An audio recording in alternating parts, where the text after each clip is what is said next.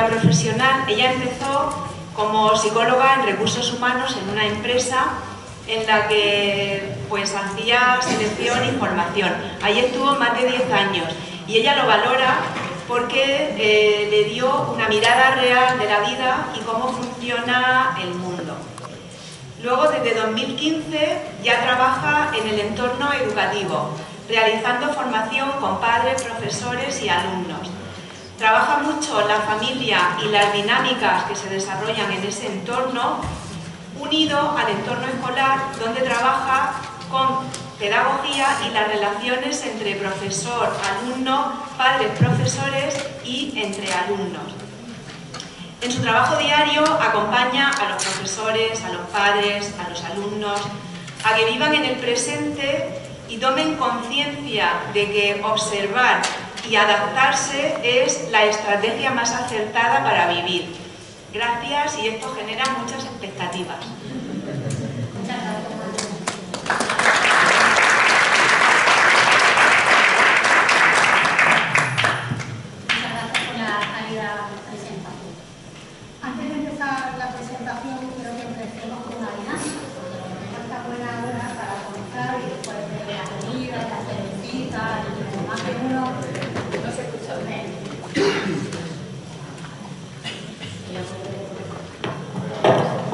¿Así mejor? Vale. Antes de empezar la presentación, os voy a pedir que os coloquéis las etiquetas que os han dado al comienzo. Todas ya colgadas. Toma.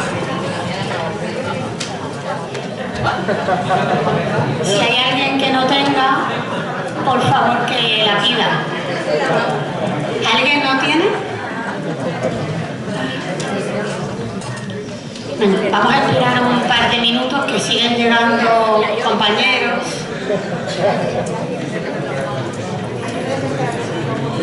¿A qué te toca?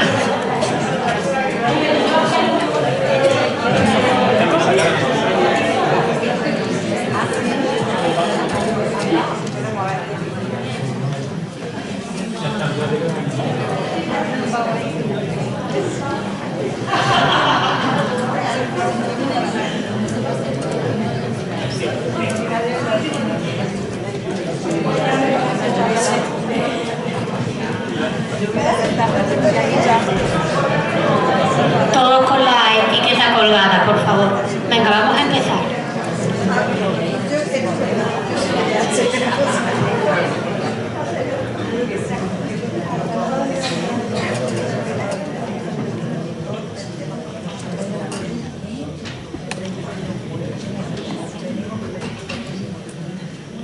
Gracias. Os voy a pedir que hagamos este ejercicio con ojos cerrados. No vamos a hacer meditación, ni estamos haciendo mindfulness. Solo os voy a pedir ojos cerrados para que podáis ser total y absolutamente la etiqueta que os ha tocado. Ojos cerrados. Ven, todo el mundo ojos cerrados. Y los que están llegando, por favor, en silencio. Sigue habiendo rumor en el aula. A mí me encanta que esto suceda para que podamos empatizar luego con los alumnos en el aula y lo que nos cuesta que nos puedan atender. Venga, tómate unos minutos para hacer tu etiqueta. Eres eso que te ha tocado colgado. Piensa como tu etiqueta. Visualízate en el día a día siendo total y absolutamente esa etiqueta. Compórtate, siéntete, visualízate tomando decisiones.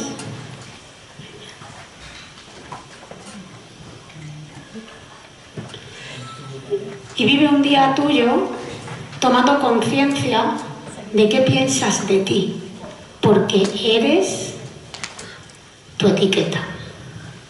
Y los demás te ven así todo el rato.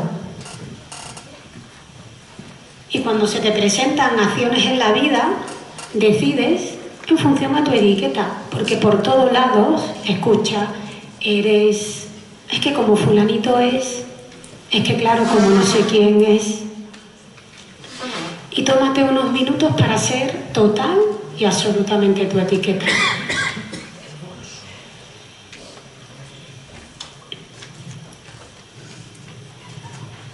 Y fíjate si ahora estás preparado, si estás preparada para poder llevar la mirada al cuerpo y poder tomar conciencia si llevar esta etiqueta, el cuerpo lo vive con relajación o con tensión. Y levantar la mano todos aquellos que cuando lleváis la mirada al cuerpo, me contesta el cuerpo, llevar esta etiqueta, el cuerpo la vive con tensión.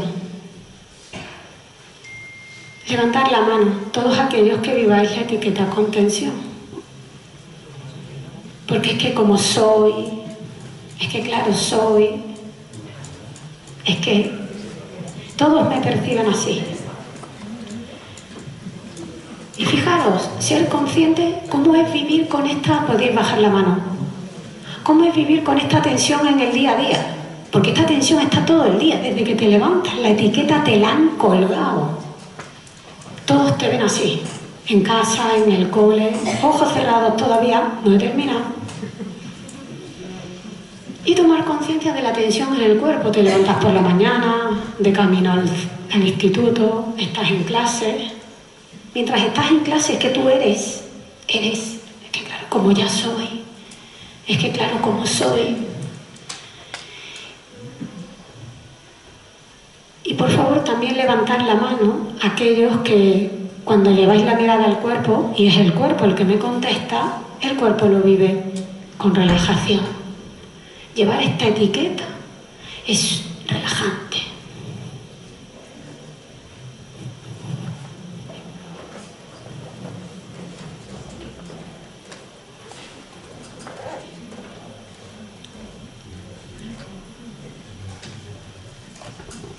Ahora quítate la etiqueta, quítatela, total, seguimos con los ojos cerrados, quítate la etiqueta, luego voy a pedir las etiquetas,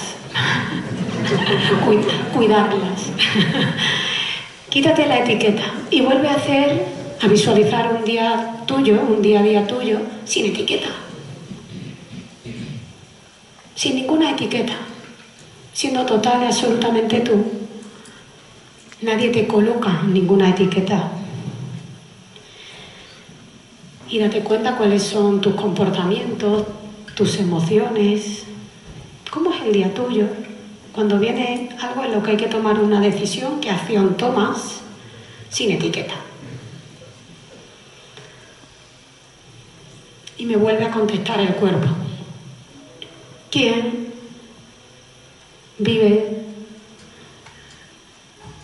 estar sin etiqueta con tensión? ¿Y quién vive llevar etiqueta con relajación? Sin etiqueta con relajación. Genial. Ahora sí, poco a poco podéis abrir los ojos. Antes de que empecemos con la presentación, ni siquiera hemos empezado, ¿de qué os dais cuenta? ¿Para qué os ha servido hacer el ejercicio? Voy a empezar a introducir que mi intervención no va de que yo suelte una chapa de biología de segundo de la ESO, sino que vengo a interactuar y a conectar con vosotros para conocer vuestra realidad. Así que os voy a poner a compartir conmigo este ratito. ¿De qué os dais cuenta haciendo el ejercicio? ¿Con etiqueta, sin etiqueta?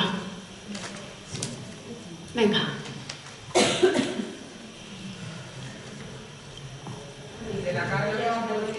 Lo difícil que es llevar una etiqueta. ¿Qué más? La carga que supone una etiqueta. Lo difícil de quitarte eso de encima. Lo difícil de quitarte eso de encima. ¿Y si la etiqueta me representa? ¿Qué más? Quiero llevar quiero llevarla para que los demás me vean así. No quiero llevarla para que los demás no me vean. No quiero llevarla para que los demás no me vean. Estáis diciendo cosas interesantes. Un segundo.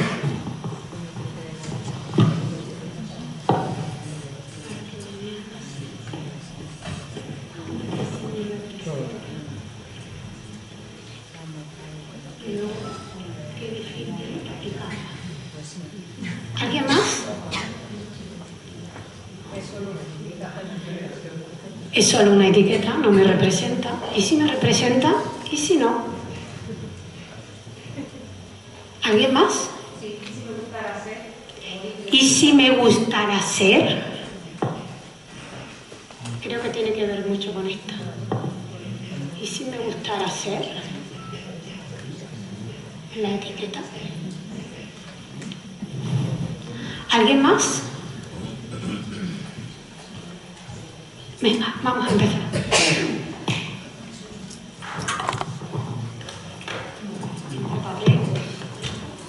No contaba con el micro. Esto es una variable extraña en mi vida. Así que intentaré llevarme bien con esto. Vamos a empezar. Una etiqueta. La estoy liando parda. Se ha ido para donde ha querido. Ah, vale. Estoy empezando a llevarme bien con esto. Vale, esto para acá y otro para allá. Vale. Fijaros. En el fondo, ¿qué es una etiqueta? Una simplificación de la realidad. Una simplificación de la realidad. ¿Qué más? Una característica que me adjudican aunque no sea cierto. Una característica que ¿qué? Que me adjudican. Aunque no sea cierto. Fijaros qué diferencia, ¿no? Uno es una característica que simplifica la realidad y una característica aunque no sea cierta. Fijaros. Una etiqueta. ¿Perdón? Una manera de clasificar, tal cual. Una manera de clasificar. Más allá del sentido de la etiqueta, que vamos a ir, la cuestión es que el cuerpo la vive con tensión en la mayoría. Ahora voy a quien hubo 5 personas que levantaron la mano con relajación. Si la etiqueta, el cuerpo la vive con tensión, ¿esto qué impacto tiene en el día a día?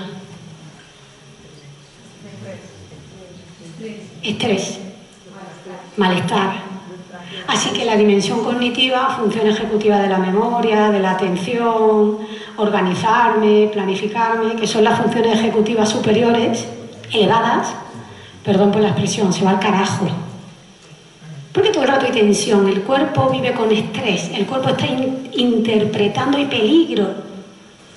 Así que esta, que es la que está en clase atendiendo o quiere atender y cogiendo apuntes, ay, mañana hay examen y se tiene que realizar todas las funciones ejecutivas, se va, no funciona. O funciona de una manera muy ralentizada.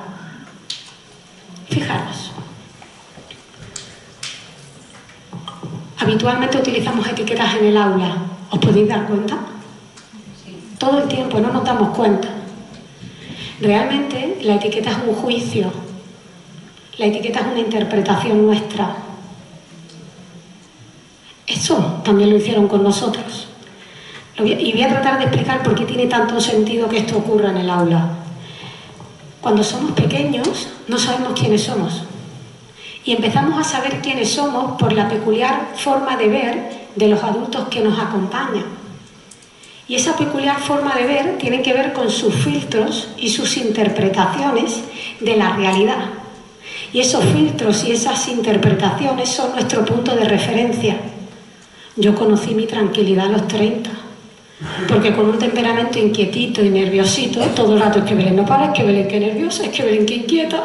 Yo hubiese sido una TDAH del momento, sin duda. Pero en aquella época eso no se llevaba. ¿Vale? Fijaros, una etiqueta, y voy a ir dando hacia adelante. En el fondo es una jaula. Antes de que podamos empezar la presentación e irnos a soluciones prácticas, quiero tener la pericia de poder trasladar dos conceptos que para mí son fundamentales en el aula, en el entorno educativo, pero por supuesto a la hora de orientar.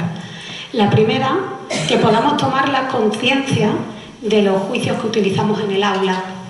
El juicio simplemente es la necesidad de la mente. La mente necesita catalogar para ir a un marco de referencia. Cada uno tenemos un marco de referencia distinto. Ahí mi logo, que es la margarita, en medio de la margarita estamos cada uno de nosotros. Cada pétalo de la margarita son las influencias que hemos tenido. Papá, mamá, si hemos tenido hermanos, no hemos tenido, si los padres se separaron, si nos han mudado mucho, en qué cole hemos estudiado, qué deportes hemos hecho, nuestra vida afectiva y todos esos pétalos, todas esas influencias conforman el observador que soy, los valores que tengo, mis principios, mis creencias, mis preferencias, mi estilo. Cada uno tenemos un marco de referencia completamente diferente. La mente necesita catalogar para ir a mi marco de referencia. Y ellos, sin saber quiénes son, nos tienen a nosotros como su marco de referencia. Claro, es que como eres un vago, es que a ti no te importa nada. Tú vienes a fastidiar la clase. Tú es que lo que vienes es a divertirte. A ti es que la asignatura te importa un pito. Y son nuestras interpretaciones, nuestra manera de verlo, nuestro marco de referencia, lo que les prestamos. Y ellos, que no saben quiénes son en la primaria, y voy a dar un dato más, en la secundaria están perdidos. ¿Por qué? Porque es propio de la vida adolescente estar perdido. Ya no es papá y mamá quien me dice cuándo, qué y cómo, sino que ahora son, habitualmente mis colegas, mi punto de referencia, pero no sé bien qué me gusta, ni qué quiero, ni mis valores todavía no los tengo claros, ni mis principios, y ando perdido. Así que es la peculiar forma de ver de los adultos, los que acompañamos en el aula, los que empiezan a identificar: esta es mi identidad, este yo soy. Fijar, si me ven así, cuando yo los tengo en mis sesiones, ¿qué beneficio tiene sin que me vean así? Es que quiero que me vean así. ¿Esto qué de bueno tiene? Una pantalla, ¿pero para qué? Es que yo soy TDA. ¿No te lo ha dicho mi madre? Yo soy TDA. ¿No te lo ha dicho mi madre? A mí me hicieron una prueba y por un poquito no salí TDA. Porque como todo eso lo comentamos delante del niño, por un poquito de nada yo no soy TDA. Mi madre dice que se equivocaron, que yo realmente es que soy TDA. O da igual, altas capacidades. O da igual, me da igual. ¿Qué de bueno tiene para el alumno que me vean así? O incluso, ¿y si me representa? ¿Qué de bueno tiene que me represente? Esto tiene un beneficio para el alumno. Justifica sus actos. Y le llevamos diciendo desde no sé qué curso de la primaria que es TDA, o es que tiene retraso en el lenguaje, o es que tiene dificultad para la comprensión lectora. Es que a mí la comprensión lectora me ha costado toda la vida. Ya me lo decía mi profesora en segundo de primaria, es que fulanito, es que no te enteras de nada. Justifico mis actos, y si estoy justificando mis actos, ¿qué no estoy enseñando al niño? A que tenga recursos para adaptarse. Porque como en el temperamento viene inquietito, o un poco disperso, porque la atención no se puede exigir en el aula. La atención se dirige. Y cuando tienen un chaval de secundaria, que por supuesto ni las matemáticas, ni la historia, ni la economía, está en su mundo, no sé si lo sabéis conscientes, pero no es su mundo. No sé, no entran en su mundo. Cada vez que entran en el aula, no entran en su mundo. La atención hay que dirigirla. Pero como hay un poquito ya de serie, viene un poquito disperso. Entonces, es que el niño es TDA. No le enseño a tener recursos. Y entonces yo en mi despacho tengo un perchero con muchos pivotitos y esas etiquetas, las cuales no estas en concreto, vienen con el diagnóstico de TDAH, de TDA, de altas capacidades, de todo, de ansioso, de depresivo. Hay un montón de diagnósticos, ¿vale? Les pongo la etiqueta, hago este mismo ejercicio con vosotros, quizás un poquito adaptado a niños o adolescentes. Le quito la etiqueta y la pongo en el perchero de la entrada. Digo, lo entiendo. Veo lo difícil que es en su vida, trato de conectar para que vean lo difícil que es llevar una etiqueta, habitualmente es difícil. Digo, lo entiendo, pero la ESO hay que sacársela. Reglas del juego. Igual que hay pararse los semáforos en rojo aunque llevo prisa. Soy autónoma, me toca las narices pagar la hacienda, pero lo hago. Voy a un restaurante y pago al final de la cuenta, aunque no me haya gustado y me hayan atendido mal, pago. La vida funciona con reglas del juego. Hasta cuarto de la ESO hay que sacárselo. Hay que sacarse la física, las matemáticas, la literatura, más allá del diagnóstico, de la etiqueta. ¿Qué recursos tienes? ¿Cómo te vas a buscar la vida? Responsabilizarlo. Cada vez que estoy colgando una etiqueta, no solo se está identificando y justificando, que como soy el pasota de la clase, no solo se está desresponsabilizando, es que esto lleva una tensión, porque yo ya me meto en una jaula, estoy en una jaula donde esto es un camino estrecho y rígido, porque es que yo ya soy así, es que yo soy así. ¿Tiene sentido? ¿Alguien le chirría algo de lo que estoy diciendo? Fijaros. Alguien dijo una realidad simplificada. No sé si esto está siendo incómodo, pero no. Una etiqueta nunca es una realidad simplificada, es la interpretación de mi mirada, pero no es la realidad. Esto pasa todo el tiempo en consulta y no tiene que haber un diagnóstico clínico. Muchas personas venimos en la cabeza con una idea, es que mi marido, es que mi hijo, entonces tenemos una peli de Netflix ya hecha y con tanto pensar nos olvidamos de observar. Porque con tanto pensar solo estoy viendo a través de mis filtros y mi interpretación. Y se me está olvidando observar al marido y al adolescente y al hijo que tengo enfrente. No es la realidad, es mi realidad. Pensar antes de haber observado se llama alucinación. Y esto me ocurre en sesión y ocurre habitualmente en el aula. Así que primer concepto antes de empezar. Tomemos conciencia de los impactos de los juicios en el aula. Segundo, algo a lo que quiero llegar, y para meternos en faena de orientación, que es por donde vamos a empezar, es que yo que me paseo habitualmente por los centros educativos, desde mi mirada, desde un punto de vista personal, por mi experiencia, en los centros cada vez se evalúa más, se diagnostica más. Y si vamos a hablar de orientación, me gustaría poder posicionar para qué vamos a evaluar. Fíjate, en mi experiencia, habitualmente evaluamos el orientador, ahora hablaremos del rol del orientador, evaluamos porque necesito un porqué. Quizás voy a adelantar, voy a ser un poquito incómoda en el ratito de hoy, pero tiene que ver con mi estilo. Si hay algo que incomoda, lo que de verdad os propongo es que levantéis la mano, podamos hablar y si hay algo en lo que pueda tener alguna aclaración, poder aclarar por qué hay incomodidad.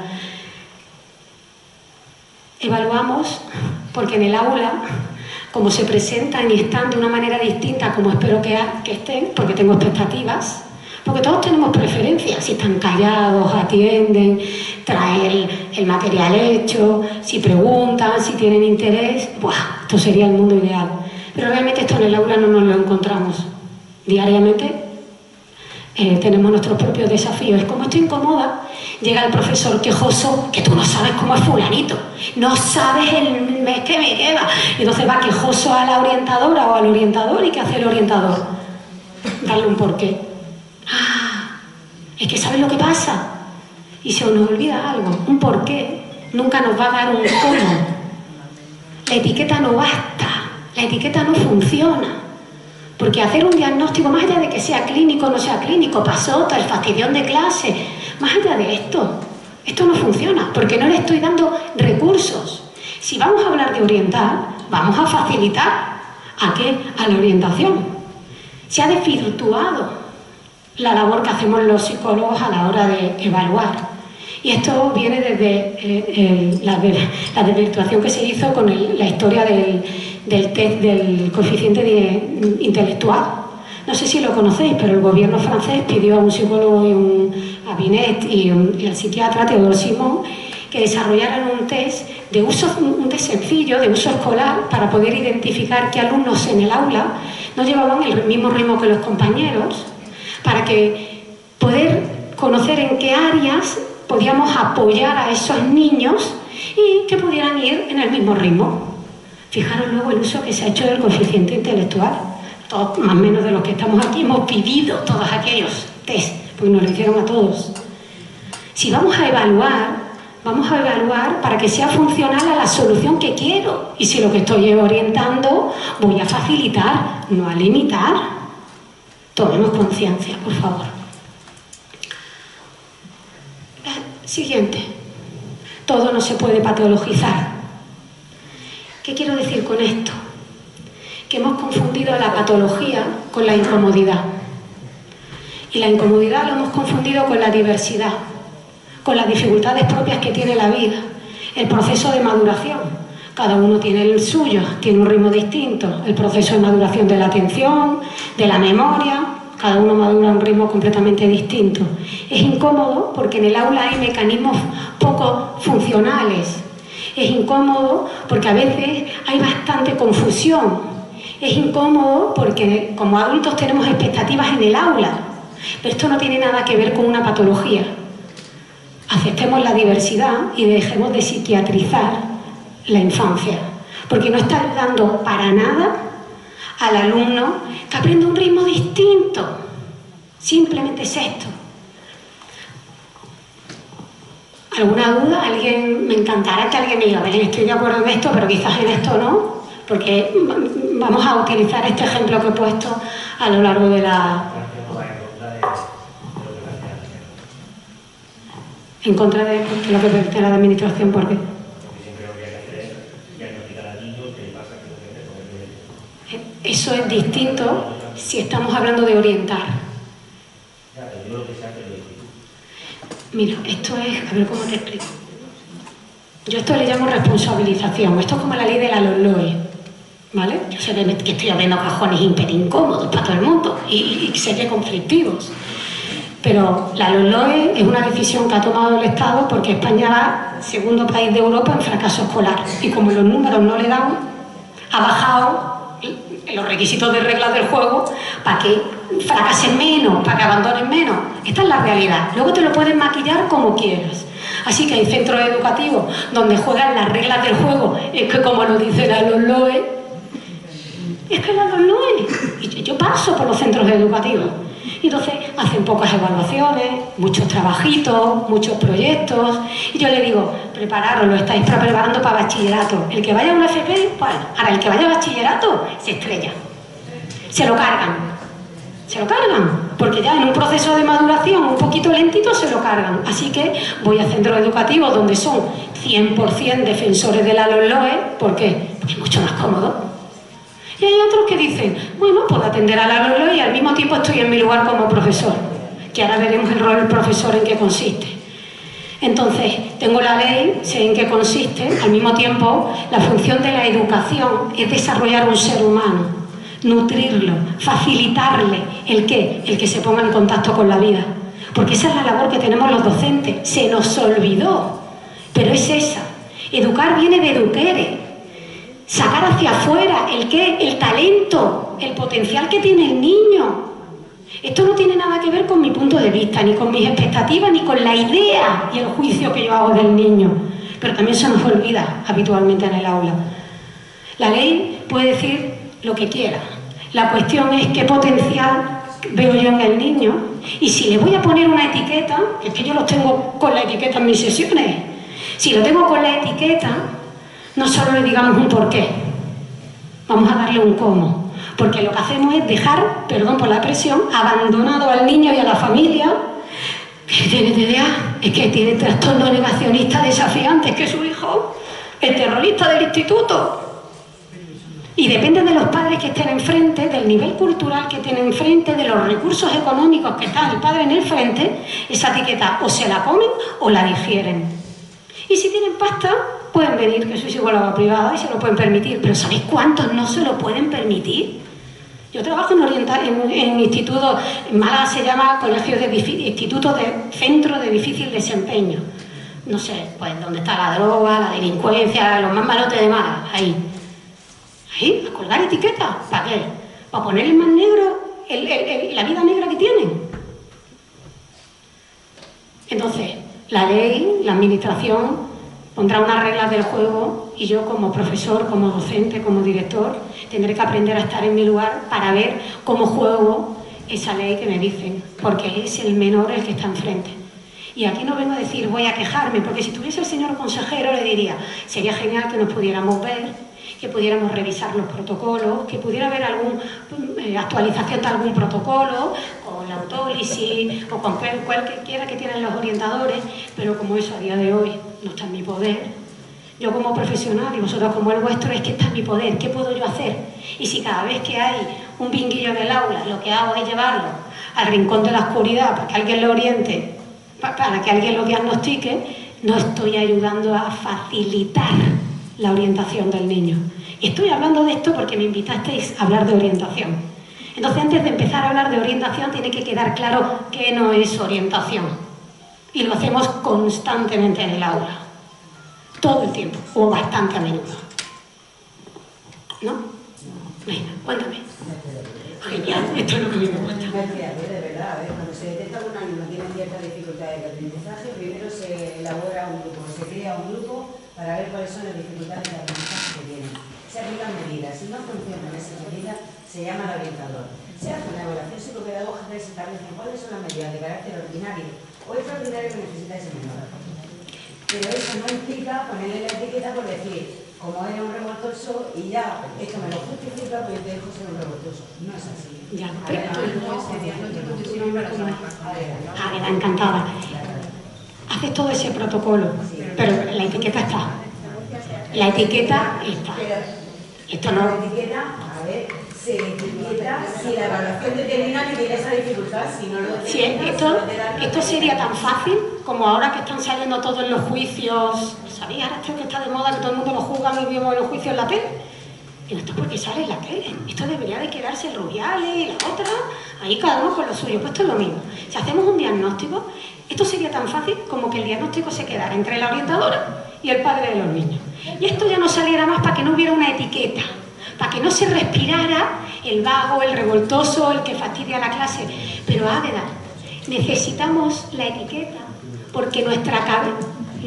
Te lo explico biológicamente. Necesitamos la etiqueta porque todos tenemos un marco de referencia y para poderme mover con seguridad necesito saber quién es vago, quién es revoltoso, quién es estudioso y quién es inteligente. La etiqueta, el juicio está en la vida social. Esto no está en el aula, esto está en la vida. O sea, esto no lo podemos obviar. Lo que propongo, y esto sería para otro taller y me voy a meter en faena, es que si te estoy diciendo eres estudiosa, porque los que levantaron la mano como relajantes eran porque eran las etiquetas de vago, pasota, o eran las positivas, estudiosas o inteligentes, que fue las que puse. Tener una etiqueta positiva carga un huevo, porque soy todo el rato estudiosa y tengo que sacar todo el rato 8 o 9. Y las tengo, entonces son esas estructuras de exigencia, tampoco son saludables. Pero si tienen una etiqueta de vago, es genial, eres vago, hay que quitar la compra y eres el último que te levantas del sofá para quitar la compra. Pero si tengo que hacer la comida, eres el primero que ayuda. A lo mejor es vago para traer los deberes, pero es el primero... ¿Perdón? Que a mí me estresó la de vago. A ti te estresó la de vago. Pero y además considero que la etiqueta esta que ponemos en los centros educativos nos permite trabajar con los alumnos. Un niño con dislexia nos dan pautas para trabajar. Si tengo... Y es necesario que el profesorado las entienda para que conozca al alumno y pueda trabajar con él. Bajo mi punto de vista o desde mi punto de vista. Si tener con el qué. Pero igual con las altas capacidades. Tengo un cómo, es genial. Pero a menudo los cómo no están claros. No hay claridad en los cómo. No tiene que ver con el protocolo, con el procedimiento, que es bastante claro, sino tiene que ver cómo aterriza esa pauta general, lo que sea, en el alumno. Porque si hago una etiqueta y esto sirve, le funciona al alumno para que vaya más allá de esa etiqueta y vaya a brillar por el potencial, ostras, es maravilloso. Pero habitualmente... No sé, será que en Murcia es distinto, pero yo me muevo en toda la provincia de Andalucía y habitualmente esto no es así. No siempre tener un qué nos va a dar un cómo claro y ese cómo va a servir al alumno para orientar, porque yo estoy aquí para orientar. Porque no podemos, un orientador no se puede dedicar a hacer una evaluación que limita. Si estoy orientando, Vamos a evaluar talento, vamos a evaluar competencias, vamos a verlo en adelante, porque estoy orientando, no estoy limitando al alumno. Distinto es que haya dificultades en el aula, en otro momento que no estoy haciendo orientación y tenga que identificar. No sé si estoy clarificando. Vosotros estáis en primera fila, a mí me estaba recogiendo Pablo, un compañero vuestro, estáis en primera fila, sois los que veis la autólisis. Estáis viendo un montón de comportamientos en primera fila y es necesario que esto lo sepamos los profesionales y los padres, porque de un comportamiento de autólisis detrás va mucho más. Claro que lo tengo que conocer, pero no solo saber qué, es cómo voy a acompañar a esa persona con ese diagnóstico, no en un momento puntual, forever. Y lo que me encuentro habitualmente es, como yo soy esto, me dieron pautas, pero a la mitad ya las pautas no las seguimos, cambia el orientador, o los padres se separan, y entonces ahora no hay pasta y no lo llevamos a no sé dónde. ¿Me estoy explicando? Sí. Perdón. A ver, buenas tardes. Yo soy educadora educativa y cuando nosotros evaluamos y hacemos un informe psicopedagógico, el qué es importante, pero lo más importante es el cómo, es decir, dar una respuesta educativa, buscar la respuesta educativa para ese alumnado. Gracias a esa identificación contamos con recursos para atenderlo, orientamos a las familias y el tema de la etiqueta, pues es cierto que hay que manejarlo, pero especialmente más que con el profesorado, yo creo que con las familias. Sin duda. Entonces nunca nos quedamos... Pero no solo con profesorado, el propio niño. Los modelos de informe psicopedagógico, el qué es mínimo y el cómo trabajar con ese alumno, es decir, ajustar la respuesta educativa, lo que es la adaptación... No, pero fíjate, ¿cómo me has dicho que te llamas? Cristina, ¿no? Cristina, no me lo has dicho. Cristina, si el cómo vuestro está claro, es el cómo del niño.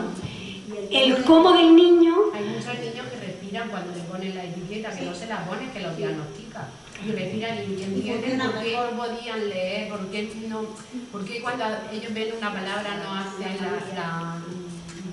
la correspondencia, grafema, fonema, lo entienden y entonces ya saben. Porque, ¿sabes qué pasa? Que ellos se liberan también. Entender aquí dentro hace así algo. Esa liberación, esa carga de yo no puedo leer, yo no llevo al mismo resultado que mi compañero, lleva mucha tensión. Entonces hay alguna cosa aquí que hace así, se liberan, se relajan. Pero no tienen recursos todavía, no tienen un cómo claro, con la peculiaridad con la que vengo de serie, cómo le voy a hacer frente. Se liberan de la carga, de la tensión, pero no hay un cómo claro. Y no siempre vamos a llevar diagnóstico, o sea, no siempre, lo normal es que no haya un diagnóstico, en la mayoría de los casos. No pasa nada. Es decir, que lo que se hace o nos centramos en ajustarla en esa respuesta educativa y en dar orientación a la familia para asimilarlo. Entonces yo pienso eso, que la etiqueta hay que gestionarla, pero especialmente por la familia y por el profesorado, pero que es una ayuda para el alumnado, como están diciendo por ahí. Porque muchas veces, por ejemplo, un autista que pasa por un niño raro, que no tiene amigos peculiares, cuando se diagnostica al autista no solo gana el alumno y la respuesta educativa que se le ofrece, sino Pero para la familia. es que estamos olvidando una cosa, que toda esa evaluación, cuando sale el autista habitualmente lo diagnosticamos en la primaria, todas estas evaluaciones se están haciendo en la primaria. Estoy hablando, bueno, o en la secundaria, pero si estoy hablando de la función de orientar, vamos a evaluar que sea funcional a orientar. Y orientar tiene que ver con facilitar a llegar al fin, no tiene que ver con limitar, no es que tú vienes a la orientadora, aunque le digas, estoy perdido, no sé qué quiero estudiar, no sé si hago FP o bachillerato, y se va de la aresta diciendo, tienes TDAH, o me da igual. La labor de orientación no tiene nada que ver con evaluar un diagnóstico clínico. Y estoy de acuerdo con vosotros que tal como están las cosas, el perfil de orientación, las funciones, el número de alumnos que tienen los orientadores, están desbordados. O sea, completamente. Con vosotros, no sé si estáis dando cuenta, pero en mi estilo de preferencia me muevo y tengo la preferencia de confrontar. Porque si yo vengo a deciros lo que ya sabéis, y a daros la razón en todo, no vais de aquí enriquecidos. Vengo a dar la mirada de alguien que trabajó en la empresa privada, está en la clínica y está en los centros educativos trabajando con el gran triángulo, profesores, padres y niños. Esto significa que no voy a hablar todo el tiempo, es genial, ya estáis participando y mi intención es que podamos descubrir, explorar nuevos aprendizajes que ahora no tenéis. Vamos a ver si tengo la pericia de poder conseguir eso. Antes de que podamos seguir hacia adelante, me gustaría que pudierais tomar conciencia con qué compromiso llegamos a esta jornada. Si estoy aquí simplemente a la mía, a mi taller, estoy aquí y con lo que estoy escuchando ya me va a tener que convencer, me va a estar presente. Decía que vamos a ver si colocamos la última pieza de los y concluimos con la jornada de hoy. Esta última pieza nos van a hablar sobre la nueva PAU, novedades, contexto de cambios y el contexto que nos plantea. Para ello contamos con la presencia de la señora doña Sonia Martín Cánovas, profesora titular de Lengua Española y Literatura y Lingüística, general de la Facultad de Letras, licenciada en Filosofía y Letras y doctora de Filología Hispánica, premio extraordinario por la Universidad de Murcia. Es vicerrectora de Estudios de la Universidad de Murcia y presidenta de la comisión organizadora de la PAU en el Distrito Universitario de la Universidad. De otra parte, también nos acompaña don Joaquín López Morales, profesor titular de Historia, Arqueología, Historia Antigua, Historia Medieval y Ciencias y Técnicas Historiográficas de la Facultad de Letras de la Universidad de Murcia, coordinador general de la PAU en nuestro distrito desde 2019. Pues, te dejamos. Buenas tardes, muchísimas gracias a todos. En primer lugar, agradecimientos a esta asociación de directores de centros de secundaria públicos que, leyendo el acrónimo, pues habéis puesto un nombre infernal, ADES. O sea, yo cuando lo he visto digo, bueno, mira, a veces el nombre es Omen, ¿no? O sea, el nombre es el sino, ¿no? de la actividad.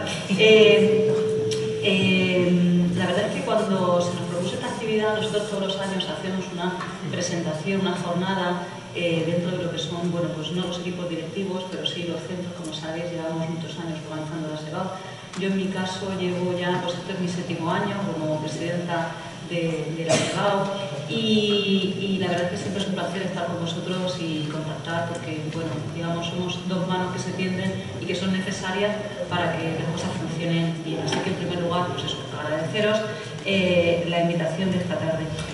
Lo que vamos a intentar hacer Joaquín y yo aquí, para irnos un poco los roles, yo en mi caso voy a dar unas pinceladas, seré la que menos hable, del contexto institucional, un poco de cómo están enmarcadas las SEGAO, tanto nacionalmente como regionalmente, y le dejaré a Joaquín, que es el que tiene los pies en la tierra directamente, el que está en contacto directo con vosotros, lo que son la presentación de las novedades que creo que estáis todos, bueno, que ya se conocen, aunque se conocen en su casi mayoría, porque ha habido alguna cuestión que hemos terminado de perfilar justo el miércoles 22 de enero, que fue la última reunión de lo que llamábamos COEBAO, que ahora ya es COPAO, ¿no? De la comisión organizadora, y bueno, no hemos dado información. Lo que vais a ver esta tarde hay una parte referida a los horarios que no se había trasladado porque acabamos de terminar de reseñarlo y os lo explicaremos.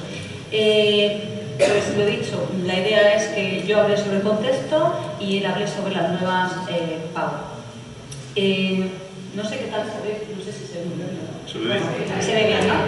Bueno, de todas maneras no voy a comentar todos y cada uno de los años en los que cambia, pero el otro día bromeaba yo con Joaquín y le decía, fíjate si montamos una fiesta para celebrar que la selectividad tiene 50 años, porque tiene 50 años la selectividad, en sus múltiples versiones, imágenes, idas y vueltas. Es cierto que empezó en el año 74-75 y con esa ley, la ley Esteruelas, donde la selectividad sustituía a la reválida, y es algo que realmente marcó un cambio porque, claro, la reválida era, bueno, pues como un título de bachiller en el sentido de las competencias que los estudiantes habían adquirido durante su proceso en secundaria, llamémoslo así, mientras que la selectividad era como, bueno, pero es que ahora vas a ir a la universidad y necesitas demostrar algo más, no solamente que tienes este título, sino que tienes competencias para entrar en la universidad. Yo he visto, por curiosidad, cómo era aquel examen y la verdad es que, bueno, un examen sencillo, honesto, pero que tenía ya su resumen de su conferencia. Los estudiantes tenían que ir a escuchar una conferencia y hacer un resumen, el análisis de texto, tenía cuestiones que tenían que ver con lenguas y matemáticas y con alguna optativa más. En diferentes versiones, porque tardaron más de 15 años prácticamente en cambiarse, el 87-88, el 91-92, En el 2009 se cambia el nombre a PAU, con una fase obligatoria y otra específica. En el 2016-17 se cambian los nombres y se cambia alguna oferta de materia. Y en el 24-25, que es lo que nos interesa, pues el nombre vuelve a ser el mismo que hace unos cuantos años, ya no se llama EBAU, EBAU o ABAU, según las comunidades autónomas, sino que se llama PAU. Se aumenta el número de materias y empieza a introducirse algo que, bueno, pero en algunos sitios está empezando a ser como, parece como un poco un calentamiento de cabeza, que son las evaluaciones competenciales. Evidentemente han pasado 50 años, he resumido en apenas segundos, por no decir en un minuto, muchos cambios. Aquellos eran otros tiempos y ahora vivimos en otros momentos, con lo cual la antigua selectividad no se vive como la actual selectividad. Para que os hagáis una idea de lo complejo que es la toma de decisiones, si hablo desde el punto de vista institucional, en cualquier aspecto que tiene que ver con las pruebas de selectividad. Ahí hemos puesto un gráfico, bueno, que ha hecho Joaquín con esa imagen de la fórmula de la fuerza centrífuga, ojalá fuera centrífuga, ¿verdad? Pero un poquito para que veáis todos los actores que participan en el diseño de las pruebas. Tenemos por una parte todos los actores que son estatales, el Ministerio de Ciencia, Innovación y Universidades, el Ministerio de Educación, la CRUE, para aquellos que no sepáis, en la sectorial, la reunión de universidades, donde todas las universidades nos sentimos representados. Y luego, desde el punto de vista regional, pues tenemos a la Universidad de Murcia, la Universidad Politécnica de Cartagena, las dos consejerías con subdirecciones generales de universidades y de educación, que somos los que formamos parte de esto que se llama COPAU, la comisión organizadora de las pruebas. Claro, aquí, como vemos, tenemos dos grandes perfiles, un perfil tipo político y un perfil que es más bien técnico. Actualmente que la voz cantante, yo sé que te voy a decir es aquí, perdonadme la expresión, unpopular opinion, pero que lo lleve el Ministerio de Educación a las universidades no nos hace mucha gracia, pues porque si la selectividad se enfoca como yo te abro las puertas de la casa de la universidad, entendemos que quienes los que llevamos trabajando muchísimos años y haciendo las pruebas en la universidad, que sea el Ministerio de Educación el que determine las cosas, pues a nosotros en general, como representantes del CRUE, pues no nos hace mucha gracia. También hay una cuestión interesante y es que desde el principio, en estas cuestiones, lo que se ha dado, o lo que ha quedado como claro es que se ha descentralizado, ¿no? O sea, desde el inicio de los años 70 todo fue un proceso como, bueno, pues el Estado tenía una competencia, pero todo quedaba en manos de las comunidades, en las políticas de las comunidades, y tenemos un marco de referencia. Y esto lo explico por lo siguiente. Hay un marco legal de referencia que se consensúa y un borrador, y esto viene a colación un poco para que entendáis también qué es lo que ha pasado, todo lo que ha pasado este año, ¿no?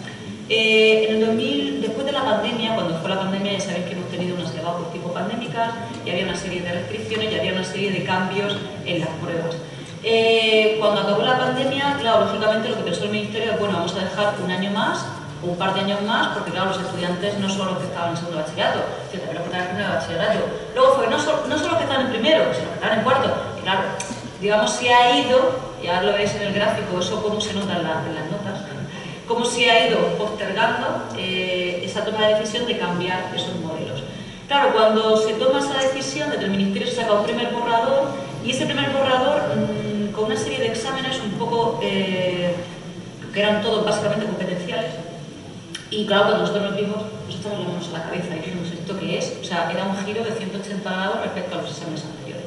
Pues entonces lo que hicimos fue que todos los que estamos organizando las pruebas de acceso a la universidad desde el punto de vista nacional, nos reunimos y empezamos a hacer, bueno, ya no solo sugerencias, sino que casi tumbamos ese decreto que salía del Ministerio, que entonces ahora sigue llevándolo el PSOE, ¿no? Claro, esa red que nos unió se mantuvo. Entonces, lo que dijimos fue, bueno, vamos a ver, se aproxima un nuevo decreto que cambie porque digamos, el decreto pandémico no se puede mantener en el tiempo. Pues vamos a ser nosotros, que somos técnicos especialistas, los que propongamos una serie de cambios al respecto, ¿no? Analizándolo, y así nos ponemos de acuerdo todas las comunidades. Da igual quién gobierne, si gobierna uno u otro el más allá. Vamos a hacer un filtrado técnico de qué consideramos nosotros que pueden tener estas pruebas. Y entonces lo que hicimos fue eso, pero ¿cómo lo hicimos? Lo hicimos a través de esto que veis aquí, que es CRUE, es decir, a través de esa diapositiva. Y ahora os voy a explicar qué consecuencias también tiene.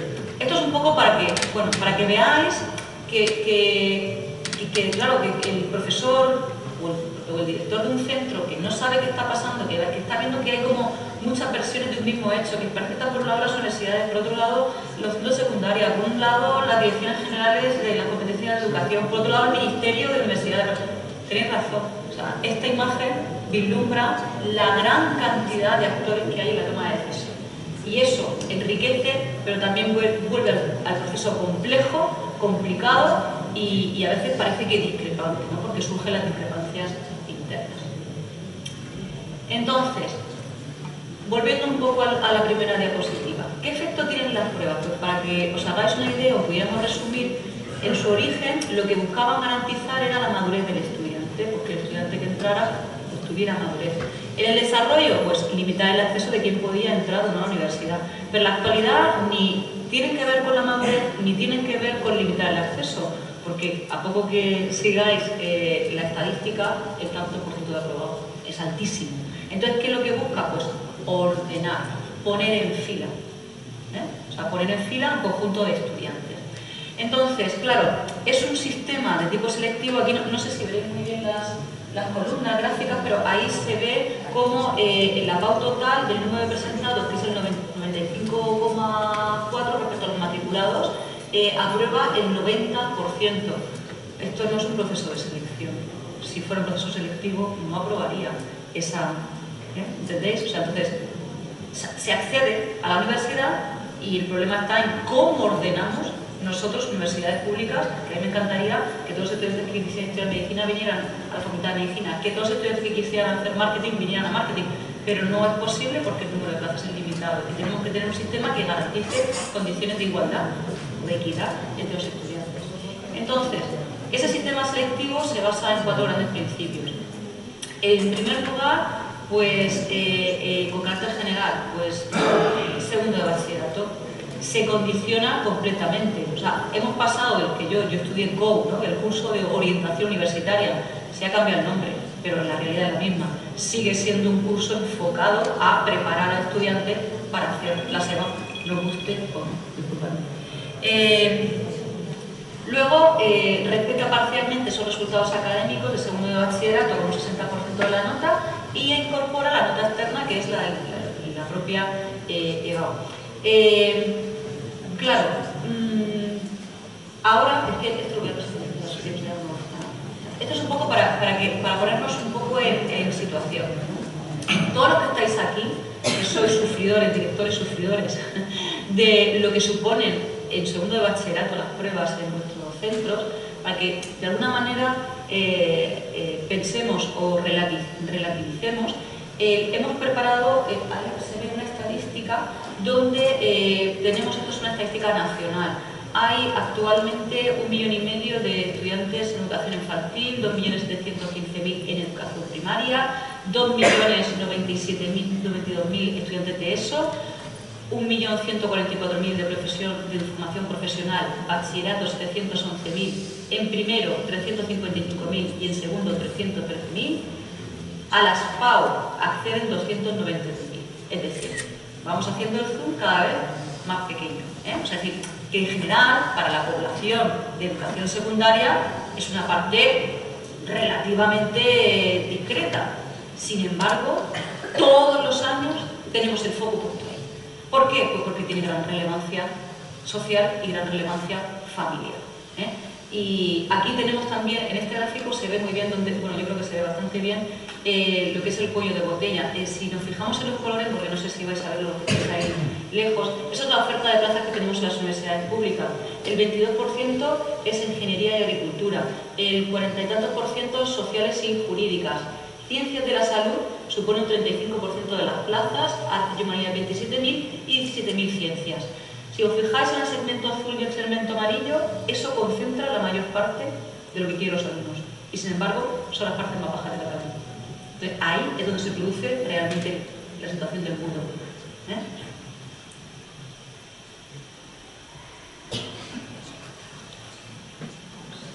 Bueno, esta diapositiva, es que no sé si se verá bien. Esta diapositiva lo que viene a explicar es que se suma, digamos, en las universidades, el 92% de nuestros estudiantes proceden de haber hecho o han pasado previamente por la SEGAO o PAO. Vienen a nosotros habiendo hecho estas pruebas. Esta línea que hay aquí, que no sé si tengo puntero. Sí, sí, pero ¿cómo se queda aquí? ¿Para qué?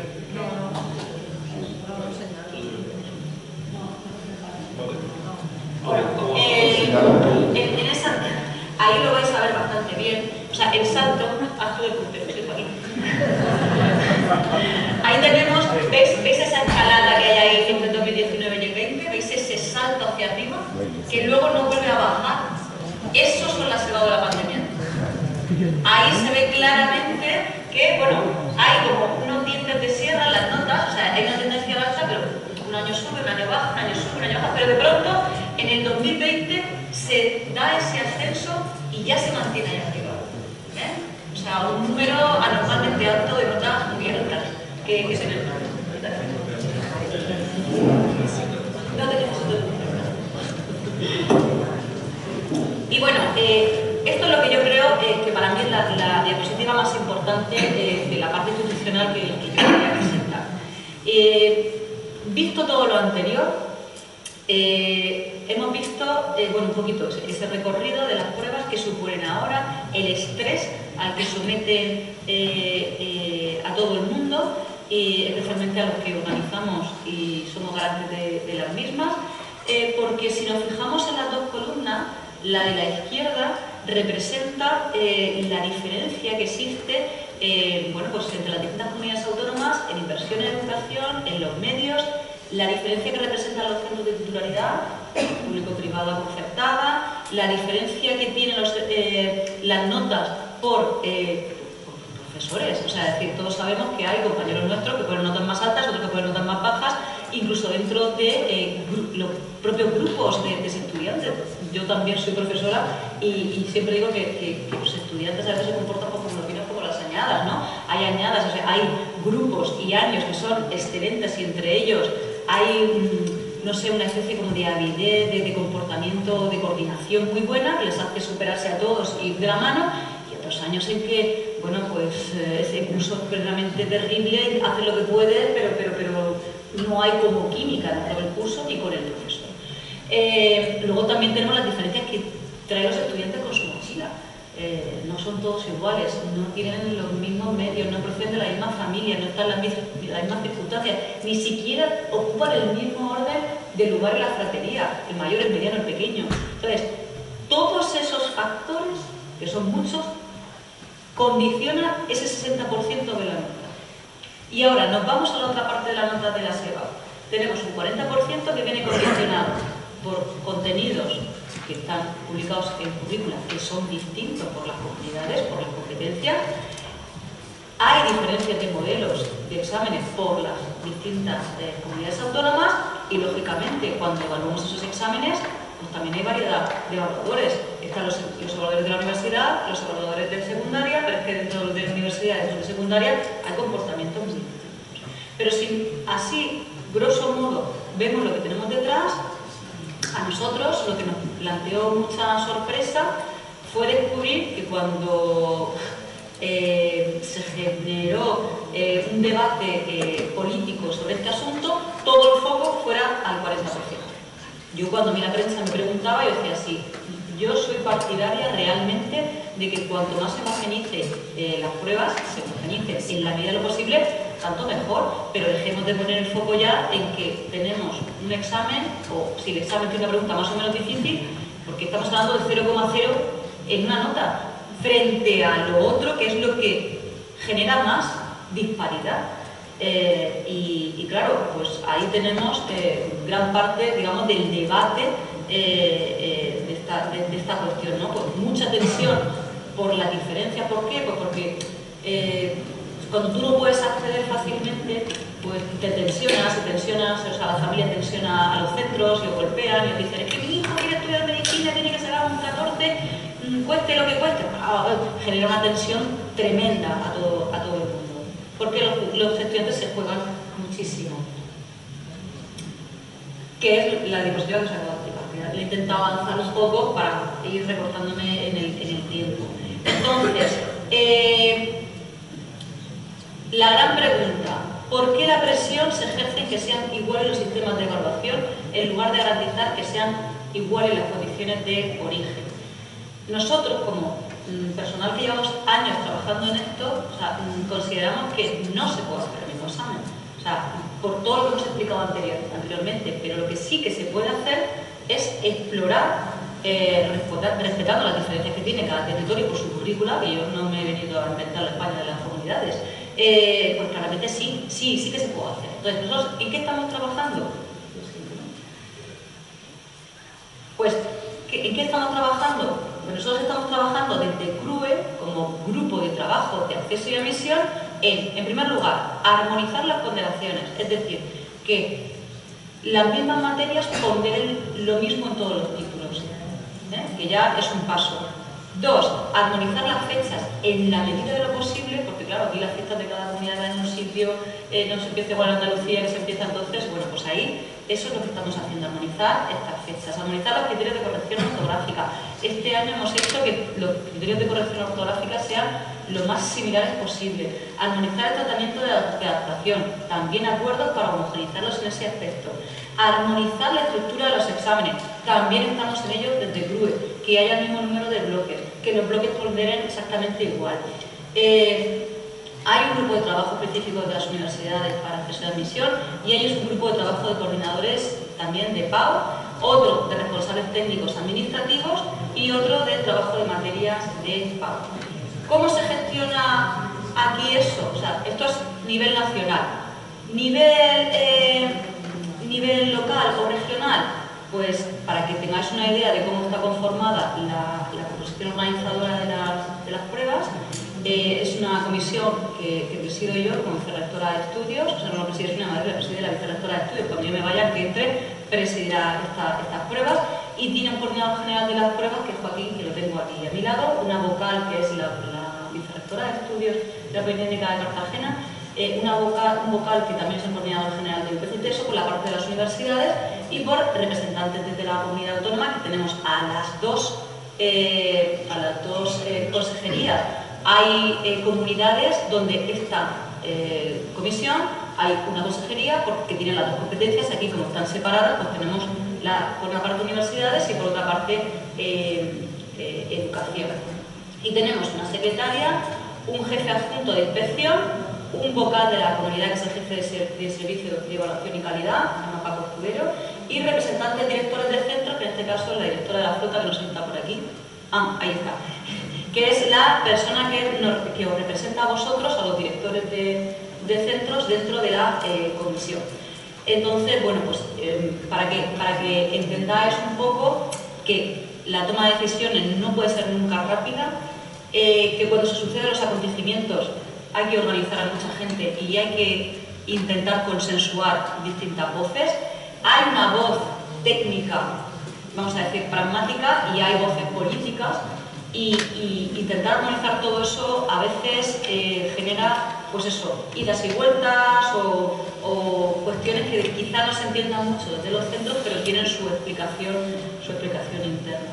Entonces, bueno, yo espero haberos hecho una revisión del panorama complejo que tiene esto tiene una precisión y lo que funciona, al final funciona, ¿no? Pero es un reloj suizo donde hay muchísimas manecillas y muchísimos mecanismos, pueden fallar muchos de ellos, y a veces cuando se producen esos pequeños fallos, ya sean por circunstancias internas, por ejemplo, yo siempre le digo a Joaquín que tenemos muy mala suerte en los últimos años, porque hemos sido los que hemos llevado un asebao de la DANA, cuando fue la DANA, en los alcances del 2019, la asebao pandémica del 2020, y este año un poco la que yo llamo EBAO políticas, ¿no? Pero en el fondo lo más importante es que no perdamos el foco. El foco se trata siempre de intentar generar unas pruebas que permitan que el estudiante que está en vuestros centros o la estudiante que está en vuestros centros acceda en condiciones de equidad. que haya una competencia sana. Ojalá pudiéramos ofertar plazas a todos, ojalá. En algunos títulos así es, pero me temo que en los más demandados no es así. Y ya le paso la palabra a Joaquín para que nos explique cuestiones técnicas, o más técnicas. Muchas gracias. Bueno, yo siempre al rector le digo que después de esta trayectoria de hacer algo tiene que hacer cesarme por gráfico, porque van sucediéndose todas las cosas estas horrorosas que han ido pasando desde 2019. Bueno, en principio lo que vamos a hacer es un recorrido muy rápido. Sabéis que, si os parece, tuteamos. Tuteo, vale, gracias. La presentación, de todas maneras, como veo gente haciendo fotos, no tenemos problema en que luego la organización la pase entera, no hay ningún problema. Pero bueno, tampoco hay problema en que echéis fotos. Yo la desafío, pero en fin.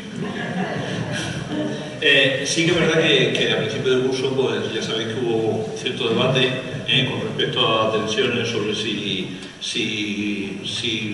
las comunidades se alineaban en ciertos parámetros comunes o no comunes. Bueno, hemos traído una serie de datos para que veáis cómo están ahora mismo las comunidades. Entonces es verdad que a nivel de días, pues todos tenemos 3 días. Antes se mantenían 4 días en Canarias, pero es que se tienen que desplazar el día antes entre islas que están muy separadas, ¿no? En Madrid sé que han pasado de 4 días a 3 días y que está generando problemas, pero bueno. En las fechas, pues como veis, he puesto en rojo las que discrepan de la mayoría, ¿vale? Como veis en fechas, pues en junio todas están ajustadas. Esto puede crear una falsa ilusión. Que todos hagamos los exámenes en los mismos días, ¿significa que estamos iguales? Pues no, porque el curso escolar acaba entre el 18 y el 24, por comunidades autónomas, por lo cual el número de días que tienen no es el mismo. Pero el objeto de debate, ¿cuál es? Que todos se examinen el mismo día. Entonces es verdad que todos son el mismo día, pero realmente, para que veáis un poco lo que es la apariencia y lo que luego hay detrás. Es decir, en cuanto nosotros ponemos las fechas todos el mismo día, automáticamente asumimos que no todos los estudiantes tienen el mismo tiempo para estudiar. Eso es así, ¿no? Separar filosofía e historia, pues esto depende de que ponderen o no ponderen. Entonces, hay sitios donde ponderan y sitios donde no ponderan, y como veis, pues es algo diferente por comunidades autónomas, ¿vale? Vale. Como es una cuestión de mera gestión, como es una cosa de mera gestión, pues la gestión depende de muchísimos factores. Depende del tamaño de la comunidad autónoma, del distrito universitario, de si son muchas universidades o son pocas, del tamaño de la universidad. No es lo mismo que en Andalucía pues organice en cada provincia una universidad, a que lo haga una universidad en toda la comunidad autónoma. No es lo mismo Aragón, que tiene un cierto tipo de dispersión de profesorado, que Madrid o que Murcia o que Baleares, ¿no? Eso hace que, como veis, lo que tenemos finalmente son tendencias. Tendencias. Entonces, las tendencias, yo sé que las tablas están en pequeño, pero yo estoy aquí para enseñarlas. No la primera, no está tan pequeño. La primera de aquí, pues lo que muestra son los días. ¿Se me oye bien? Sí. Perfecto. Esta de aquí muestra el plazo que tenemos de matrícula, con lo cual hay distritos que hacen la matrícula solo en 6 días, los institutos van así, con agua al cuello, y otros porque tenemos como Madrid, de Murcia, si nos vamos a la publicación de fechas de junio, como veis, también varían. Antes o después varían tanto las fechas exactas de publicación de las listas de las notas personales como las definitivas, y también, lo vais a ver enseguida, el plazo entre una y otra. Y si nos vamos a la de aquí, a la de extraordinaria, pues pasa lo mismo, con la excepción de Cataluña, que es la única que mantiene actualmente la elevado de septiembre. ¿Tú puedes pasarme? Vale, pues bien. Claro, ¿cómo estamos en general? Pues en general, echaré de menos otras comunidades porque esta información ha salido, la hemos sacado de las páginas web de los distintos distritos. Entonces hay algunas que no tienen publicado esta información para 2025. Esta es información para 2025. Pues es verdad que entre la nota provisional y la definitiva, pues junto con la Sociedad Valenciana, nos hemos tardado con muy poco en publicar.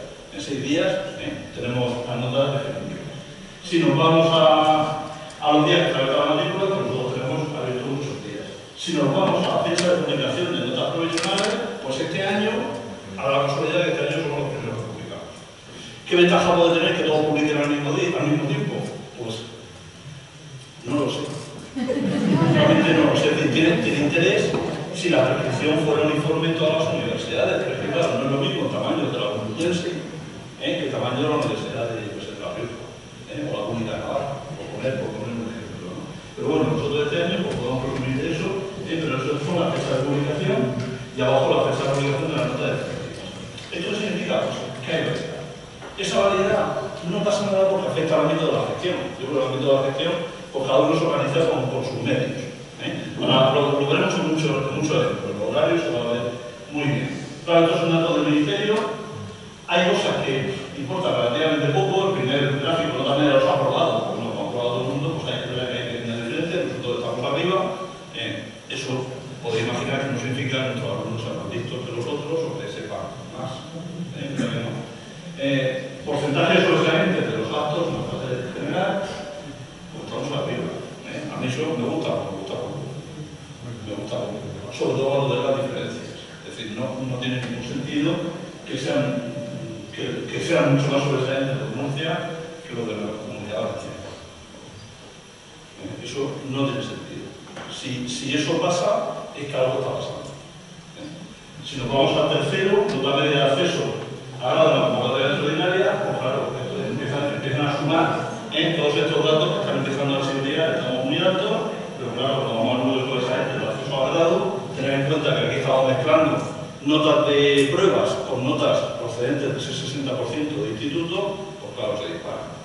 Realmente, a mí como coordinador general de Murcia, estoy muy incómoda. Pero al resto de coordinadores, de los 17 coordinadores o de presidentes de las comisiones, pues lo que es que dicen, mira, nos encantaría que todos fueran del 20%.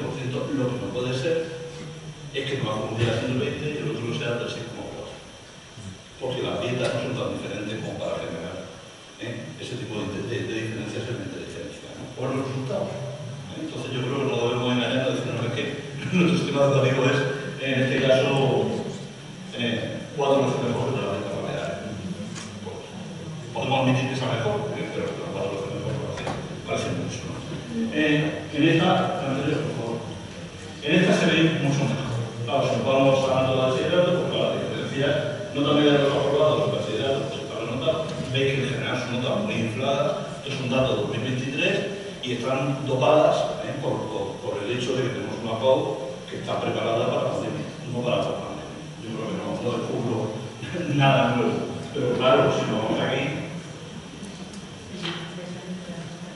el 26,9% con los sobresalientes. No pasa nada si todos tuvieran ese 26%. Pero claro, es que lo comparas con otras comunidades y dices, en la fase general, resulta que, claro, ahí resulta, no estamos los más altos, pero estamos los cuartos más altos, me parece. El resultado final, pues en acceso, esta es la parte que está mal. Esta es la parte principal que hace que el sistema tenga margen de mejora. Y yo solo enlazo por lo que ha dicho Sonia antes, es decir, esa diferencia está en el 40% que sale en la prensa todos los días, es objeto de debate, o está en el 60%. Porque mecanismos para igualar esto existen. Es decir, desde CRUE se ha propuesto a veces aplicar fórmulas matemáticas que igualan por comunidades autónomas y funcionan. No yo que soy de prehistoria, sino matemáticos de verdad que lo han hecho y funcionan. Pero no se aplica. Entonces el debate está muy en intentar que los exámenes sean iguales, que no sé qué, que no sé qué. Sí. No sé bien, perdón. El debate está en que si los exámenes son más o menos iguales, etcétera, etcétera, pero es verdad que algo está fallando, entonces esta es la parte que deberíamos ir revertiendo. Siempre en un gráfico de esto siempre va a haber alguien que esté arriba. A mí personalmente no me gusta que seamos nosotros, nuestros estudiantes, pues sí, estupendo, pero eso no está bien. Es decir, las diferencias deberían ser bastante menores que esas que tenemos aquí. Eso en general. Claro, en esta de aquí, pues lo que se ve es que las realidades de gestión son completamente distintas. Luego la gestión es completamente diferente. Pero una cosa es la gestión, que puede ser diferente, y otra cosa es los sitios donde tenemos que intentar unificar criterios, que es que las notas resultantes sean equivalentes. Esa es un poco la idea, ¿no? En la nueva cambio de su desarrollo. Bueno, Alguna introducción, algún dato general, pero iré rapidico porque nos interesa algún otro asunto, ¿no? Pero como veis aquí, pues hay varias columnas. Veis que a nivel interno, pues esto ha ido cambiando mucho desde 2017 hasta ahora. En rojo tenéis la fase de la pandemia y la pospandemia, y luego tenéis en marroncito tenéis la pospandemia esta, donde hemos mantenido criterios cuando realmente la población pues, prácticamente ya no estaba afectada por pandemia. Entonces esto ha dado lugar, pues, ha dado lugar a cosas que veremos a continuación, ¿no? Este gráfico, pues, lo que intenta reflejar es pues, toda esa sucesión de cambios que hemos tenido que afrontar durante estos años. Al margen de todo eso, que son cambios normativos, cambios derivados de la emergencia sanitaria, etcétera, etcétera, pues es verdad que siempre intentamos mejorar. Y hemos ido aplicando cosas nuevas, como aumentar el tiempo de los estudiantes con adaptación, mejorar los puntos de encuentro, pasar septiembre a julio, aumentar una sede, cambiar ese tipo de cosas, y este año se introducen las notas online y el cambio de formato de cuadernillo. Son cosas un poco de gestión, pero un poco para que veáis que se van cambiando. Nosotros podríamos tener el mismo horario que la Comunidad Valenciana, porque la Comunidad Valenciana desde el minuto cero les da igual el número de coincidencias que haya, sacan el examen de reserva. Y les da igual que afecte a 300 estudiantes que a 400. Nosotros, ¿qué hacemos? Intentar que la inmensa mayoría de estudiantes hagan el mismo examen, porque si yo tengo 3.000 estudiantes de Matemáticas 2, resulta que hay 600 o 500 que hacen un examen distinto, pues todo lo que estoy intentando evitar, que estoy buscando la igualdad, y resulta que dentro de distrito me permito el lujo de que un porcentaje importante de estudiantes hagan un examen distinto. Entonces nuestro criterio siempre ha sido ese, primero reducir los desplazamientos y segundo evitar las coincidencias. Para eso, esas encuestas que habéis sufrido todos, que os hemos mandado, os damos las gracias porque el 80% de los estudiantes han contestado, o sea que es divino. Con eso está esta tabla que lo que hace es establecer las coincidencias, y a partir de ahí hemos hecho esta simulación que el año pasado dio lugar a que solo 40 estudiantes de 7.500 tuvieron coincidencia de exámenes, lo cual nos parece que es importante. Claro, ¿eso a qué precio es? Pues al precio de que nosotros hacemos el horario como lo hacemos. Si nosotros nos vamos a Galicia, lo que ocurre, por ejemplo, entre historia y filosofía, que lo hacen juntos, es que aquellos estudiantes que quieren hacer la otra, pues no los dejan salir del aula, descansan allí dentro del aula y luego les meten el segundo examen. Nosotros pensamos que el modelo es mejor el nuestro. Y nosotros, finalmente, la segunda parte tiene que ver con los desplazamientos. Si vais a estas dos columnas, me levanto un segundito aunque no se me oiga. ¿Se me oye bien ahora? Sí. Perfecto. Si vamos a estas dos columnas, pues aquí vemos la aplicación, el número de estudiantes que estamos movilizando por franjas. Primera hora de la mañana, segunda, primera de la tarde, segunda, el segundo día, tercer día. Esto sería la movilización de estudiantes con el horario que tenemos y que hemos aprobado. Y esta sería la movilización de estudiantes en el caso de que pusiéramos todas las materias de la fase general por la mañana y atendiéramos a la tendencia que han llevado algunas en distrito, ya veremos que no muchos, de que a primera hora tenga que ser filosofía, segunda lengua, el segundo día, primera hora idioma, etcétera, etcétera. Esto tiene efectos económicos, claro, tiene efectos económicos. Si yo movilizo a 7.500 estudiantes a primera hora, pues estoy manejando a todos los vocales. Pero a segunda hora resulta que se reduce a 1.900 estudiantes, pues mando a su casa a no sé cuántos profesores. ¿Eso significa más gastos? Sí. ¿Se puede cubrir con dinero? Sí. Pero el desplazamiento y los riesgos sin itinerario, no. Entonces nosotros preferimos optar a que se mantenga ese sistema. Y luego, para la tranquilidad nuestra, lo que he hecho así, lo que hicimos fue hacer un estudio, que es esta tabla que tenéis ahí, de cómo están los horarios a nivel nacional en aquellos distritos que han publicado los horarios. Esto es un galimatías ahora mismo, pero todo lo que veis en colorines son los colorines de las materias de la fase general. De tal manera que se ve enseguida la tendencia. Amarillo, veremos, casi todo el mundo lo pone en primera hora, pero como veis, Andalucía, sin ir más lejos, Andalucía está aquí al lado. Ellos no hacen examen por la tarde. Con lo cual su horario es automáticamente completamente distinto del nuestro. ¿Vale? Y así sucesivamente, se ve perfectamente. Aquí tenéis la franja de la mañana, la tarde, mañana, tarde, entonces veis que hay una gran variedad. Nosotros, con todos estos argumentos, pues el planteamiento que hacemos es mantener los horarios de otros años. Nos parece que es el más adecuado. Y eso fue lo que aprobó la comisión el otro día. En 2004 hicimos cosas y en 2005 hay 9 novedades, que son las 9 novedades, casi todas las hemos adelantado, pero bueno, las 9 novedades que tenemos para 2025. El primero, examen único, pero sin la optatividad total, opcionalidad total del modelo pandemia. Acordaros, el modelo vale todo y ahora no.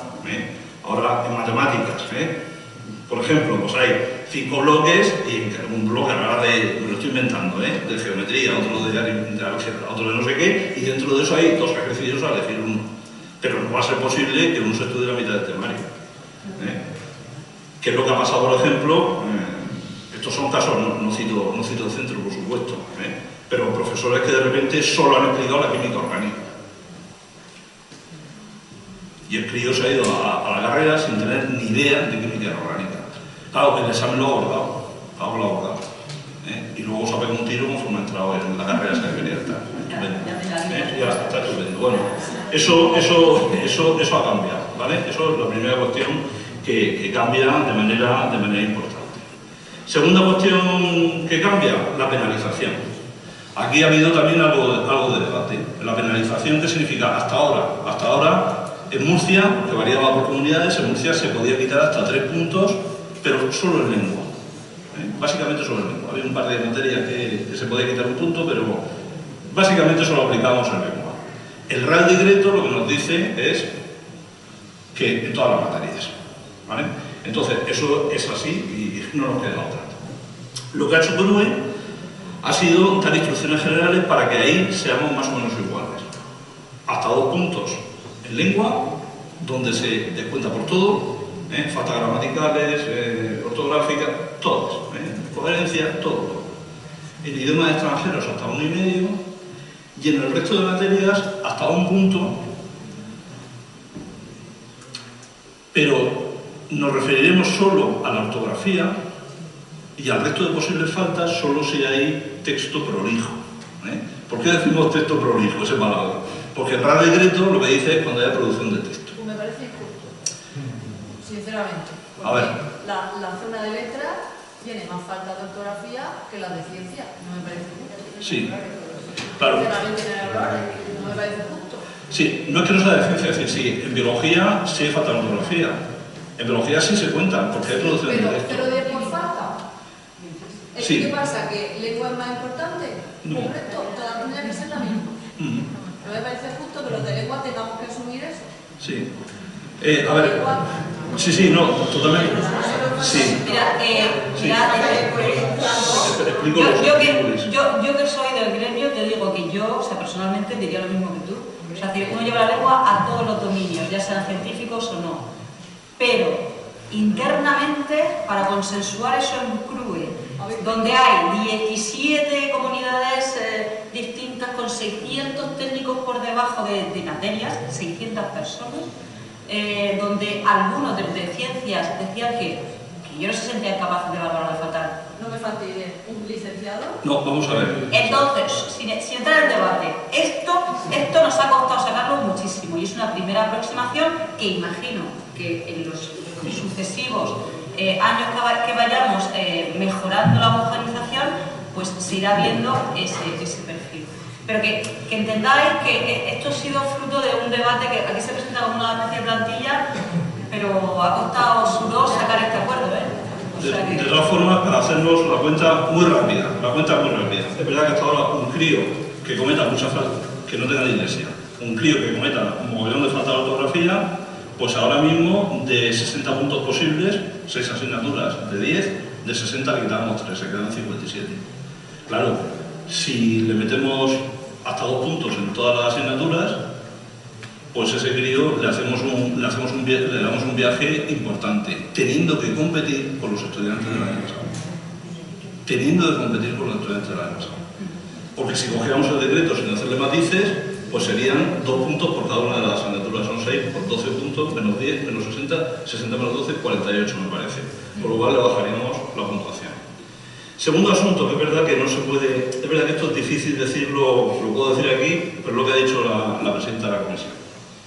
Pues yo me fío 100% de la capacidad de corrección de un lingüista en estos asuntos, pero en una historia, pues, perdona, sí, yo me rasgo también las vestiduras, pero no me fío lo mismo, y no me fío, porque de eso depende la nota del crío.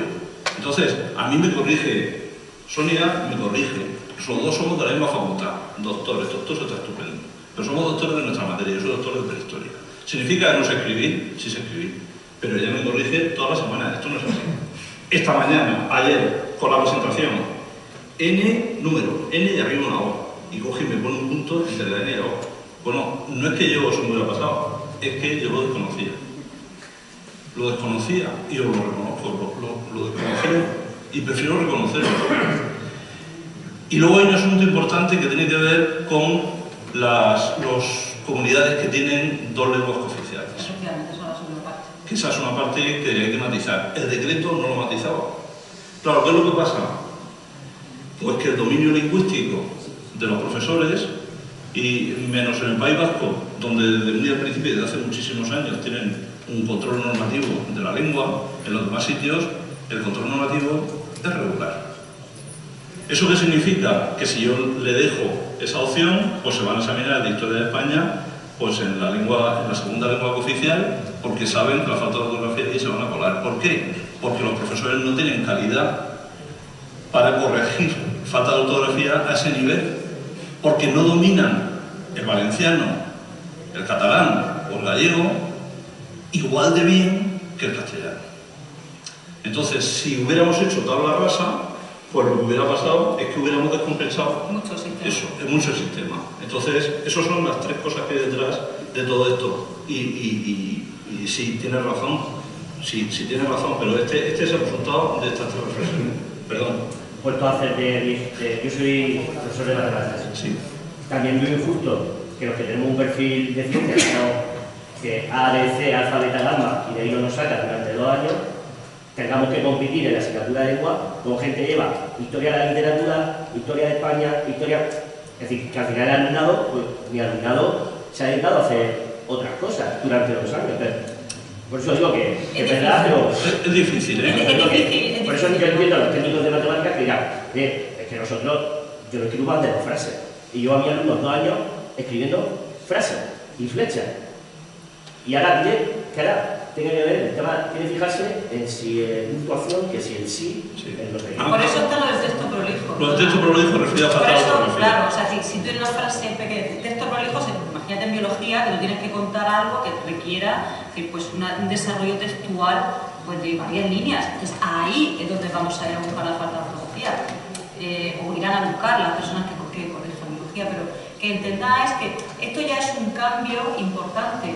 ¿Por qué? Pues porque de alguna manera, o sea, para mí lo beneficioso de esto es que le hagamos entender a los estudiantes y a la sociedad en general que cometer falta de ortografía no es una cuestión propia exclusivamente de la lengua, o sea, de los que están en el lado de la lengua, sino que si tú cometes falta de ortografía graves en otras materias, pues igualmente es que no, desconoces tú. Digo lengua castellana, en el caso del catalán, sabe catalán y el siguiente. ¿Vale? No, simplemente en relación a lo que estoy comentando, por ejemplo, hacer postales como exponer, como se ponía la abreviación número 2, antiguamente N02, ya se pone N.02. Preguntas, ¿ese tipo de pautas se van a seguir? ¿Se van a dar unas pautas a los correctores en ese sentido? Y pues saberlo por avisar a los críos. Claro, vamos a ver, las pautas las dan las coordinaciones de la materia cuando nos explican de qué va el asunto y qué criterios se van a tener en cuenta, pues ahí ya se establecerán las pautas para que vosotros se lo trasladéis a los estudiantes. Lo que quiero, esto no es para que os pongáis nerviosos y transmitamos nervios, sino que de alguna manera intentemos explicar a los estudiantes que en todo el territorio nacional las faltas van a contar igual. Van a contar igual y va a haber una gradación en función de la materia. Es una materia, por más vinculada a lo lingüístico o menos vinculada a lo lingüístico. Sí, pero si eso lo tengo claro. Mi pregunta es si hay una pauta ya clara que se vaya a dar a los correctores respecto a la ortografía. Por ejemplo, aspectos claves como yo igual un alumno, nada, que tengo que ser lengua, que ser matemática, que ser historia, y hace referencia al número 2. A ver, yo creo que en principio... A ver, o cada corrector, porque claro, a mí me llega todos los días el informe de mis compañeros, y unos ponen de una forma, otros de otra, y otros pues se inventan. A ver, entre comillas. Sí. Pero claro, si va a haber unas pautas claras, voy a ir dándolas ya para todas las materias, para todas las alumnados. Nosotros esto... Tiene razón lo que dices. A ver, la cuestión es la siguiente. Esto es el primer año que se hace. Para nosotros, meter más presión, este año, nosotros en principio, yo lo he hablado con el resto de coordinadores de otros distritos, no se va a meter más presión. Es decir, hasta ahora, es decir, el de lengua sabía cuándo se metía falta de ortografía y cuándo no, pero en historia no, en geografía, en latín y en filosofía, que se puede quitar hasta un punto, nunca se han dado instrucciones. Nunca se han dado instrucciones. ¿Por qué? Porque está dentro de decir, hombre, no son lingüistas, pero saben leer y escribir los evaluadores. Este año, es decir, en matemáticas yo creo que no va a haber ningún problema, porque no va a haber producción de texto. Entonces, no habiendo producción de texto, nosotros este año hemos dicho no va a haber producción de texto, no va a haber problema con falta de ortografía. Y eso pasa en un montón de asignaturas esas que tenéis ahí. En esas, básicamente, es que no porque no hay producción de texto, prolijo. Hemos entendido lo que pone el Real Decreto como producción de texto, que no vale que sea el árbol. Bueno, producción de texto, bueno, es un texto corto, pero en principio... Claro, es que nosotros estamos obligados a cumplir el Real Decreto. Y el Real Decreto nos obliga a la penalización en todas las materias. Entonces, lo que hemos intentado ha sido, bueno, pues ajustar la realidad que tenemos a lo que nos demanda la norma y hacerlo gradualmente. Entonces, este año vamos a ver cómo funciona y ya pues años sucesivos iremos viendo. Sí, este año no lo he puesto, ha sido un fallo mío, efectivamente. Este año... Sí, pero no lo he dicho hoy. Efectivamente, yo no lo tengo muy en la cabeza este año porque se refiere... Es verdad que no se refiere a los colegios privados y concertados, se refiere a los públicos, porque te dice que sean interinos. Por lo tanto, automáticamente tienen que ser de los colegios públicos, de los centros públicos. Este año es verdad que no lo tengo en la cabeza porque no hay oposiciones, pues no creo que haya muchos que vayan. Pero sí, efectivamente, cuando hagamos la oferta, pueden presentarse funcionarios y no funcionarios. En el mismo plazo y cumpliendo las condiciones. Todo en el mismo plazo, cubriendo la... Una vez más, a vuestra disposición. Permitidme que, como le digo a los jóvenes, la inmediatez ahora no es una de mis virtudes, que es bastante. Y nada, yo creo que lo mejor que puedo hacer por todo es clausurar la jornada, desearos que os haya servido de mucho y que podáis aplicar algunas de las cuestiones que hayáis visto.